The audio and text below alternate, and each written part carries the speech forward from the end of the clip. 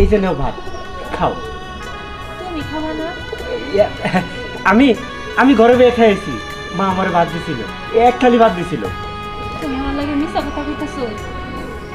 তোমার সখী কইয়া দিতেছে তুমি খাইছো কি খাও না। এই ভাত করে তুমি খাই না, তোমার অনেক কষ্ট হইতেছে। তুমি তো সারাদিন অনেক কাজ করছো, এই ভাত করা ঘরে যা খাই না যাও। না না, এই ভাত কটা তুমি খাও। আমি তো কইলাম আমি মায়া মানুষ, কষ্ট সহ্য করতে পারবো, কিন্তু তুমি তো পোলা মানুষ, তুমি কষ্ট সহ্য করতে পারবা না। ভাত করা তুমি খাই নাও। আমার কষ্ট হইব না, আমার পেটটা ভরা আছে, আমি অনেক খাইছি। অনেক খাইছো? কি এমন খাইছো যে এত তাড়াতাড়ি পেটটা ভইরা গেল? যে জিনিসটা খুব সহজে পাওয়া যায়, যেটার জন্য কষ্ট করতে হয় না, মানুষের কোনো কষ্ট সহ্য করতে হয় না, কথা শুনতে হয় না, আমি সেই জিনিসটা খাইছি বউ। আমি মনটা ভইরা, পেটটা ভইরা পানি খাইছি। সেটুকুন বেলা আছে আমার চলে যাব, রাতে তো আমি কটা খাওয়ান পাবো। আর কথা না, নাও।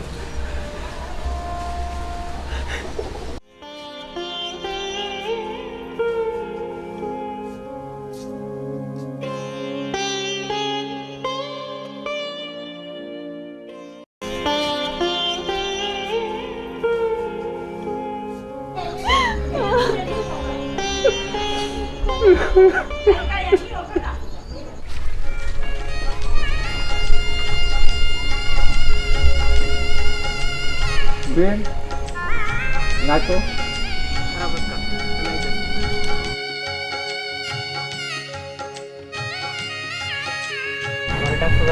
হ্যাঁ তোর ডাকছি। আচ্ছা তুই কি মানুষ রে? হ্যাঁ তোর আমি এত করে কই তুই এবার থেকে চলে যা, চলে যা। এই যে এই সংসারে এত কষ্ট যে করতেছস কোনো লাভ নাই। কেন জানোস? তোর বাবা মারা যাওয়ার আগে তোর এই সৎ মা তোর বোনের নামে সব সম্পদ লিখে নিছে। তাই কইছিলাম কি, যে পরিশ্রমটা তুই এইখানে করস, এইখানে না করিয়া তোর বইয়ে নিয়ে তুই অন্য কোথায় চলে যা, সেখানে যাই কষ্টটা কর। তুই কিছু না হইলেও পেট ভরে কটা খাইতে পারবি। এটা তুমি কি কইতেছো? আমারে তুমি আমার এলাকা ছেড়ে চলে যেতে কইতেছো? তুমি কি ভুলে গেছো কাকা? এটা হইলো আমার বাপের ভিটা, এখানে আমার দাদার কবর, আমার বাপের কবর, আমার মায়ের কবর।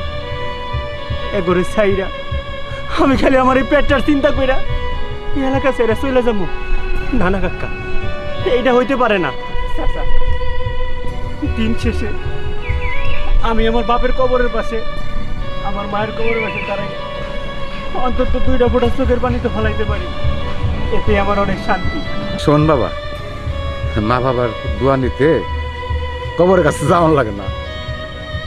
সন্তান যেই দেশেই থাকুক, পৃথিবীর যেই প্রান্তরেই থাকুক, সেই ক্ষেত্রে যে বাবা মার জন্য দোয়া করে আল্লাহ তাআলা কবুল করে নেয়।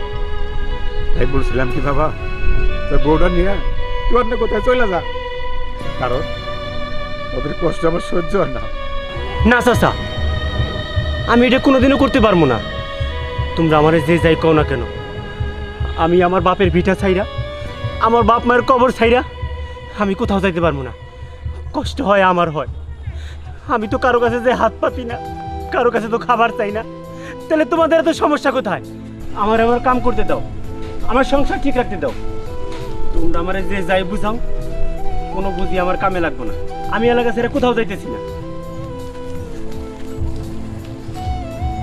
হায় রে পাগল, তুই আমার কথা বুঝলি না। একদিন ঠিকই বুঝবি, সেদিন সময় পাবি না।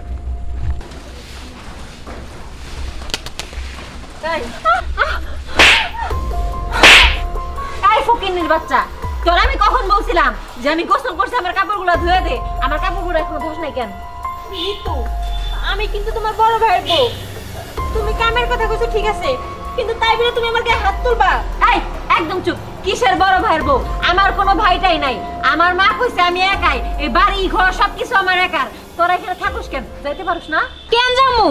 কেন যামু আমারে তুমি কও। তোমার যেহেতু এই বাড়িতে অধিকার আছে, তেমন ঠিক আমার স্বামীর এই বাড়িতে অধিকার আছে। আমার স্বামীর অধিকার মানে আমার অধিকার। চুপ, একদম চুপ। আমার মুখে মুখে তর্ক করার সাহস কই পাইলি? আমার মা যখন কইছে তোরা এই বাড়ির কেউ না, তাহলে তোরা এই বাড়ির কেউই না। তোরা ভালোই ভালো কাজ করবি, চুপ করে থাকবি, মুখে মুখে তর্ক করার সাহস কই পাস? মাংনা মাংনা খাও পড়ো, ভালো লাগে না তাই না?